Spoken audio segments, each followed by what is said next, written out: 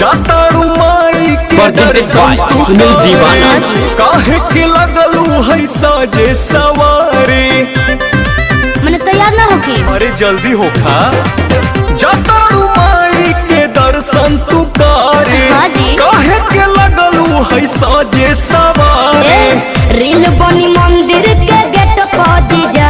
अच्छा वीडियो बना के डालब नेट पहुंची जा। ओके। बुलेट पहुंची जा का? बुलेट पहुंची जा। बोला ले चले घुमावे बुलेट पहुंची जा। जरूर हो। बुलेट पहुंची जा बुलेट पहुंची जा।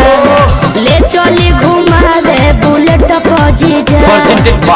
दीवाना मानव नाराउर का हल्का जीजा सूट पहन के तैयार बनी ललका जीजा।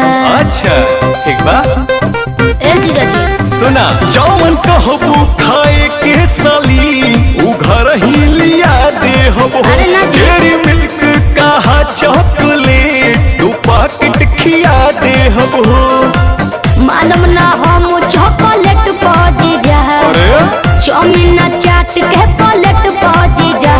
बुलेट पहुंची जा का? बुलेट पहुंची जा। बोला। ले चले घुमावे बुलेट पहुंची जा।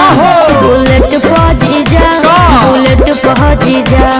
ले चले घुमावे बुलेट पहुंची जा। तो सागर हो पंडाल में घुमा दी जी जीजा भी मिले से ये श्रद्धा पूरा दी। दीवाना फिर कुछ ना कहो। अच्छा सुना जय माई के दर्शन करे की का वीडियो बनावे जाइबू।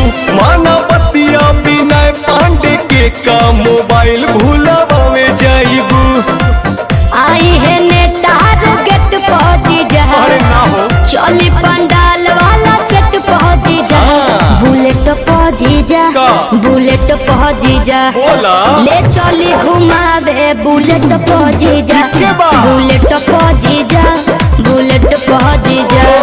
ले चली घुमावे बुलेट पहुंची जा। बुझनी सुनील दीवाना।